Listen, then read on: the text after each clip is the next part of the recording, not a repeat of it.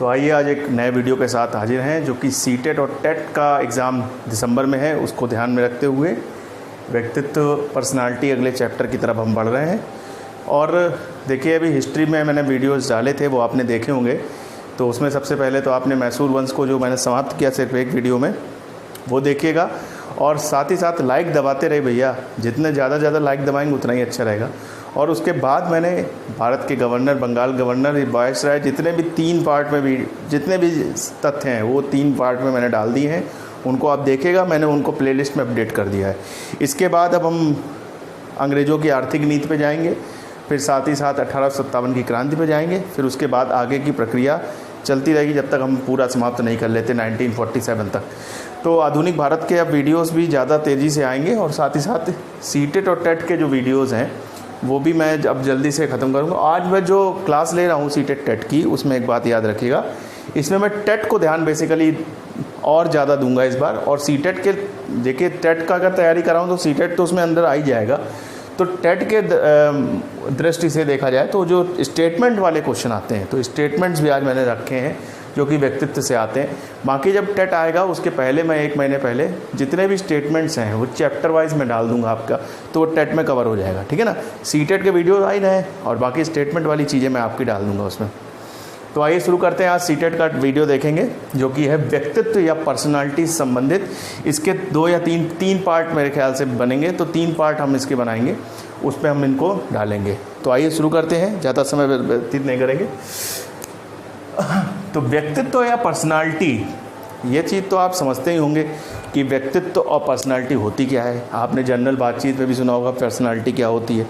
तो पर्सनालिटी पहले तो ये समझ लीजिए सिर्फ आंतरिक चीज़ नहीं है, आंतरिक और बाह्य दोनों पक्ष होते हैं इसमें। आंतरिक और बाह्य मतलब किसी की बॉडी शॉडी बाहर से दिख रही है, कोई स्मार्ट लग रहा है, बहुत ज़्यादा अच्छा है, देखने में बहुत फुर्तीला दिख रहा है, कि एक्टिव है बंदा, तो ये हो सकता है बाहर से दिख रहा हो। और आंतरिक चीज़ हो सकता हो बाहर से जैसा दिख रहा हो वो अंदर से वैसा ना हो, तो अंदर और दोनों के पक्ष देखना ज़रूरी है। तो व्यक्तित्व में 2 पक्ष जरूरी होते हैं, आंतरिक और बाह्य पक्ष। ये तो पहले समझ लीजिए व्यक्तित्व का मतलब बाहर की सब चीज़ें जैसे काला गोरा ये सब चीज़ें, अंदर से वो कैसा है, बेसिकली वो क्या नेचर का है, वो पर्सनालिटी उसकी होती है।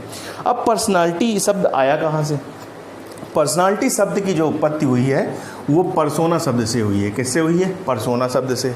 ये पर्सोना शब्द लिया कहाँ से गया है? ये लैटिन भाषा का शब्द है, यूनानी शब्द लैटिन भाषा के शब्द है, ठीक है ना।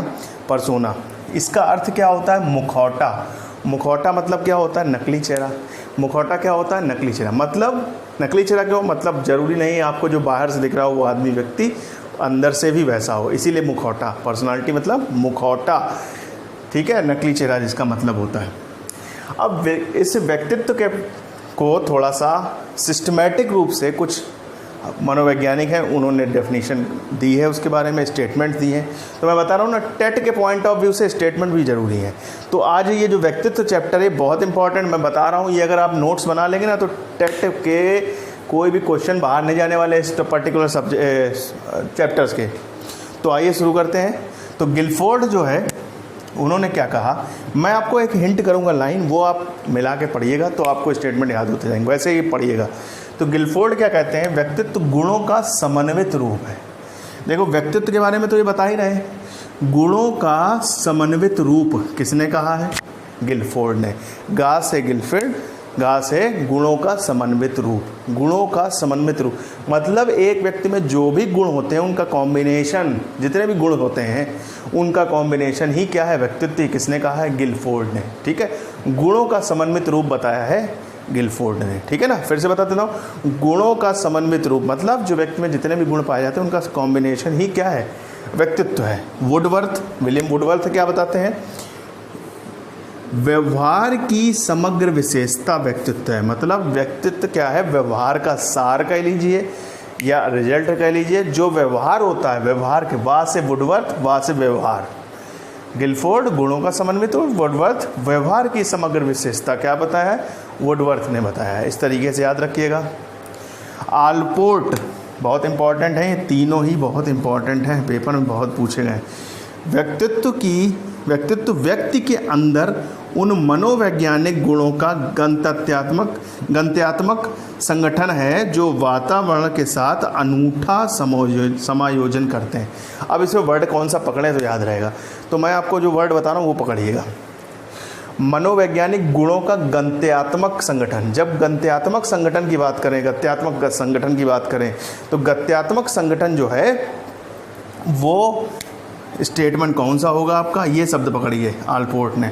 और वातावरण के साथ अनूठा समायोजन, वातावरण के साथ अनूठा समायोजन करा दे, वो गत्यात्मक संगठन है जो वातावरण के साथ अनूठा संयोजन स्थापित कराए। तो गत्यात्मक याद रखिएगा और वातावरण के साथ अनूठा संयोजन, ये दो वर्ड याद रखिएगा आलपोर्ट ने। ठीक है, इन्होंने 6 गुण और तत्व बताए हैं, वो आगे मैं बता दूंगा, तो वो याद रखना है आपको। आर.के. मर्टन, इन्होंने क्या बताया है, व्यक्तित्व व्यक्ति के जन्मजात व अर्जित स्वभाव, मूल प्रवृत्तियों, इच्छाओं, भावनाओं का संगठन है। मर्टन ने सब मर्ट कर दिया, मिक्स कर दिया। क्या क्या मिक्स कर दिया, जन्मजात व अर्जित स्वभाव, मूल प्रवृत्तियों, इच्छाओं, भावनाओं का संगठन है। मर्टन ने भैया सब मिक्स कर दिया है। क्या मिक्स कर दिया है, स्वभाव, मूल प्रवृत्तियाँ, जितनी भी चीज़ें होती हैं, इच्छाओं, भावनाओं का ये संगठन है, आर.के. मर्टन ने कहा है।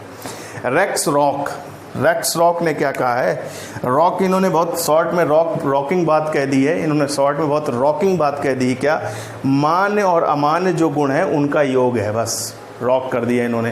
क्या रॉकिंग बात कह दी, मान्य व अमान्य गुणों का योग ही व्यक्तित्व है। ठीक है, तो व्यक्ति के अंदर जो मान्य और अमान्य गुण पहला मतलब पाए जाते हैं वो रेक्स रॉक। तो आप इनको जो मैं बोल रहा हूँ ना, वीडियो रिपीट करेंगे तो आपको ये सब दोबारा याद हो जाएंगे। मैं जो ट्रिक बता रहा हूँ ऐसे ही याद करा करिए, स्टेटमेंट कभी नहीं भूलेंगे। वॉल्टर मिस्केल, ये थोड़ा कम इम्पॉर्टेंट लेकिन दिए हैं तो मैंने वो बता दें आपसे।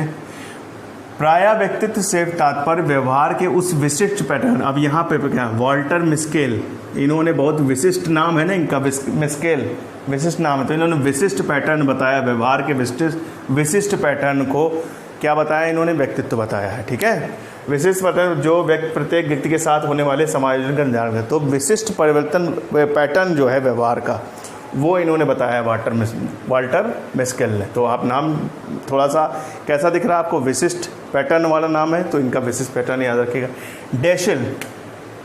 डैशल क्या है, चित्र के बारे में बताते हैं।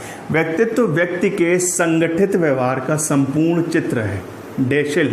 डैशल संपूर्ण चित्र के बारे में बताते हैं। ठीक है, मतलब व्यवहार का जो संपूर्ण चित्र के बारे में बताएं वो डैशल ने बताया है। तो वर्ड पकड़िए, संपूर्ण चित्र को किससे कनेक्ट करना है, डैशल का। डैशल पे क्या करना है, संपूर्ण चित्र बनाना है। ठीक है, इस तरीके से आप याद रखिएगा। ठीक, अब आते हैं व्यक्तित्व के प्रकार। व्यक्तित्व को प्रकार में बांटा गया, मतलब कैसा व्यक्तित्व कैसा होता है। कोई व्यक्ति क्रोधी होता है, कोई मोटा, लंबा, चौड़ा। भाई हम आंतरिक बाहरी दोनों पक्ष लेंगे ना, कोई लंबा होता है, कोई मोटा होता है, कोई पतला होता है, कोई दुर्बल होता है, कोई हष्टपुष्ट होता है, कोई क्रोधी होता है, कोई कैसा होता है, दयालु होता है, कोई दार्शनिक विचारों वाला होता है, कोई गणतज्ञ होता है। तो इन्हीं आधारों पर ही सारे कॉन्सेप्ट बनाए गए हैं और मनोवैज्ञानिकों ने अपने हिसाब से टाइप्स बनाए। तो ये टाइप्स पूछे जाते हैं, किसने कौन सा टाइप बताया। तो युंग ने, मैंने लिख भी दिए किसने कितने बताए हैं। तो युंग जो साइंटिस्ट हैं उसने 3 व्यक्तित्व के प्रकार बताए हैं, अंतर्मुखी, बहिर्मुखी, उभयमुखी। युंग ने 3 बातें बताई। अंतर्मुखी मतलब अपने आप को यंग कर लो, अंतर्मुखी, बहिर्मुखी और दोनों, बहिर्मुखी, उभयमुखी मतलब अंतर्मुखी प्लस बहिर्मुखी। तो अंतर्मुखी में क्या है, वे जो अंतर्मुखी मतलब एकांत प्रिय हों, निराशावादी हों, जिनके मित्र कम हों, थोड़ा ज़्यादा सोचने मतलब अपने में लगे रहने वाले। तो ऐसे कौन लोग हैं, दार्शनिक होंगे, रचनाकार होंगे, साइंटिस्ट होंगे, ये सब किस में आते हैं, आपके अंतर्मुखी में आते हैं। बहुत सिंपल है। बहिर्मुखी मतलब आशावादी, बहुत सारे मित्र बनाने वाले। कौन लोग होंगे, नेता लोग होंगे, व्यापारी लोग होंगे। ठीक है, ये सब जो है इसके अंदर है। उभयमुखी मतलब जिसके व्यक्तित्व में दोनों पर्सनालिटी पाई जाए, यानी अंतर्मुखी प्लस बहिर्मुखी दोनों पाई जाए, वो भैया आपकी कौन सी कहलाएगी, उभयमुखी। आप खुद समझो, सीधे सीधे अंतर्मुखी प्लस बहिर्मुखी बराबर उभयमुखी। ठीक, अब आ जाओ थांडाइक में। थांडाइक ने भी कितने बताए हैं, 3 ठो बताएं। कितने बताएं, 3 ठो बताएं। क्या क्या बताएं, स्थूल विचार वाले, सूक्ष्म विचार वाले, प्रत्यय विचार वाले। इन्होंने विचार के आधार पर बांट दिया। स्थूल थोड़ा विचारवान व्यक्ति थे, थांडाइक सोचने वाले। स्थूल विचार, सूक्ष्म विचार, प्रत्यय विचार। स्थूल मतलब थोड़ा बड़ा से, सूक्ष्म मतलब थोड़ा छोटा, वही है चीज़ें। स्थूल मतलब वस्तुओं के माध्यम से विचार करते हैं, मतलब कोई वस्तु, जैसे कि मैं कोई इंडिया का मैप दूं, उसके आधार से विचार करेंगे, हाँ ये नक्शे में ये राज्य इधर है, ये तो कोई वस्तु आधार पर जब सोचा जाता है तो स्थूल विचार है। सूक्ष्म विचार मतलब फोकसिंग तुम्हारा विचार हो। सूक्ष्म मतलब थोड़ा कंसंट्रेटेड विचार वाले, जैसे कि गणितज्ञ हो गए, वैज्ञानिक हो गए, दार्शनिक हो गए, तो इनका सूक्ष्म विचार हो। सूक्ष्म विचार छोटी सोच वाले नहीं होते हैं, सूक्ष्म विचार मतलब फोकसिंग सोच वाले होते हैं, ठीक है ना, उस तरीके से समझिए इसको। प्रत्यय विचार वाले जो संकेतों और चिन्हों के माध्यम से समझते हैं, संकेतों और चिन्हों के माध्यम से समझाने वाले कौन, जैसे गणितज्ञ हो गए, विज्ञान में भौतिक शास्त्री हो गए, तो ये सब आपके इसमें आएंगे, ठीक है ना। तो संकेतों और चिन्हों वाले कौन से होंगे, प्रत्यय विचार वाले होंगे। अब आ जाइए क्रेशमर, इन्होंने 4 भाग बताए भैया।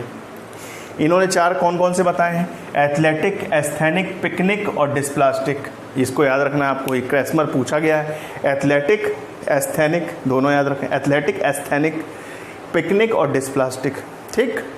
तो एथलेटिक कौन कौन से, एथलेटिक में कौन से आएगा, एथलेटिक भैया कैसे लोग होते हैं, कैसे व्यक्तित्व होगा एथलेटिक व्यक्ति, हष्टपुष्ट होगा, जो चुस्ती फुर्ती वाला होगा, हष्टपुष्ट हो गया। एस्थेनिक कैसे होंगे, दुबले पतले होंगे। मतलब एथलेटिक अगर चुस्त फुर्त है तो एस्थेनिक उसका अपोजिट कर दो, दुबले पतले, लंबे होंगे लेकिन दुबले पतले, ठीक। पिकनिक, जो पिकनिक मतलब कौन करेगा, जो नाटे हों, गोलाकार हों, उस टाइप के लोग, ठीक है, तो वो आपके कदकाठी छोटी हो, नाटे हों और मोटे टाइप के हों, वो। डिस्प्लास्टिक जो बेमेल, असाधारण अंग, जिनमें डिस्प्लास्टिक मतलब जो प्लास्टिक बेकार, मतलब बेकार से लोग हों, बेमेल लोग हों। बेकार से लोग नहीं कहेंगे, उनके अंदर भी एक दिव्यांग ताकत होती है, लेकिन क्योंकि अब हाथ पैर वाले मैंने देखा है लोग बेकार हैं और कुछ बिना हाथ पैर वाले बहुत अच्छा काम कर रहे हैं, तो बेमेल, असाधारण अंग वाले डिस्प्लास्टिक या विमूर्ति लोग होंगे, ठीक है। शेल्डन ने इस तरीके से 3 भागों में बांटा है, गोलाकृति वाले, आयताकारकृति और लंबाकृति है। गोलाकारकृति वाले वही चीज़ें हैं, बार बार लपेट रहे हैं। गोलाकारकृति वाले मतलब क्या हो गए, जो नाटे, गोलाकार, मोटे। आयताकार मतलब थोड़े से कैसे, थोड़े से हष्टपुष्ट टाइप के। लंबाकृति मतलब लंबे पतले, इस टाइप के हो जाएंगे। तो तीनों आपके इस टाइप से इन्होंने बांट दिए हैं, ठीक। अब आ जाइए हिपोक्रेटस। हिपोक्रेटस ने, ये सब कहीं नहीं मिलेगा, ये चारों मैं जो बता रहा हूँ ये अलग अलग सब जगह दिया हुआ है, जिसको मैंने मिला के दिया, इसको नोट्स बनाएंगे आपके बहुत काम आने वाले। हिपोक्रेटस ने 4 बताए हैं, काला पित्त, पीला पित्त, कफ प्रधान और अधिक रक्त। तो काला पित्त मतलब जिसका पित्त मतलब काला, जैसे अपने यहाँ बताया गया ना, पित्त बताए गए हैं अपने यहाँ, अपने जो बोलना चाहिए अपने जो हिंद का समाज है उसमें, अपने वैदिक समाज में बताई गई हैं चीज़ें पित्त प्रधान। तो उसमें काला पित्त मतलब कुंठित और मलिन विचार वाला जो व्यक्ति होगा वो काला पित्त। काला पित्त मतलब अंदर से काला आदमी, कुंठित और मलिन विचार वाला। पीला पित्त मतलब जो क्रोधी हो। अब आपको लग रहा होगा अधिक रक्त वाला क्रोधी, नहीं, अधिक रक्त वाला वीर कहलाएगा, जिसका रक्त उबाल मारता हो, अधिक रक्त, तो वो आपका वीर। और पीला प्रधान कौन-सा होगा, क्रोधी होगा। कफ प्रधान वाला, कफ प्रधान मतलब शांत उदार टाइप का व्यक्ति होगा। तो ये हिपोक्रेटस के 4 हैं। तो इस प्रकार से सबने अपने अपने व्यक्तित्व के बारे में प्रकार बताए हैं। इनको याद करिएगा, स्टेटमेंट्स को याद करिएगा, क्योंकि टेट का पेपर आ रहा है उसमें स्टेटमेंट पूछे जाते हैं, इसलिए मैं स्टेटमेंट्स भी लिखाता चलूँगा आपको, ठीक है ना। आगे के जितने भी चैप्टर आएंगे उनमें स्टेटमेंट मैं डालता चलूँगा, ठीक, ताकि आपका सीटेट और टेट दो, क्योंकि सीटेट की डेट का कुछ पता नहीं चल रहा है, अक्टूबर होगा कि नवंबर होगा, तब तक कहीं टेट आ गया तो फिर टेट रह जाएगा, तो टेट की तैयारी करते रहिए। अब आलपोर्ट जो वहाँ पर स्टेटमेंट दिया था गत्यात्मक वाला, उन्होंने 6 गुण या तत्व बताए गए, पूछे गए हैं 6 गुण या तत्व। कौन कौन से हैं, संगठनात्मक, गत्यात्मक, मनोवैज्ञानिक, शारीरिक, वातावरण और समायोजन। तो इसको याद कैसे करना है, 3-3 करके याद करना है। संगठनात्मक, गत्यात्मक, मनोवैज्ञानिक। एसजीएम मेरे स्कूल का नाम था, सरस्वती ज्ञान मंदिर, उस तरीके से याद कर सकता हूँ मैं। संगठनात्मक, गत्यात्मक और मनोवैज्ञानिक। और वातावरण में क्या कर दो, उसका शारीरिक चीज़ों का वातावरण में क्या कर दो, समायोजन कर दो। शारीरिक का वातावरण में क्या कर दो, समायोजन कर दो, ठीक। तो ये 6 जो हैं ये गुण तत्व आलपोर्ट ने बताए हैं। तो स्टेटमेंट आप पढ़िएगा, इसके बाद जो अगला वीडियो होगा उनके सिद्धांत होंगे व्यक्तित्व के, गुण या सिद्धांत, फिर व्यक्तित्व का मापन की टेक्निक्स होंगी, वो सब डिटेल में टेट के पॉइंट ऑफ व्यू से मैं बता रहा हूँ। और सीटेड तो उसमें ऑटोमेटिकली कवर हो जाएगा भैया, तो वो सब चीज़ें उसमें होंगी। और लाइक दबा के ठोकिए, अगले वीडियो में मिलेंगे, तब तक अपना ध्यान रखिए, स्वस्थ रहिए और पढ़ाई करते रहिए। जय हिंद, जय भारत, भारत माता की जय।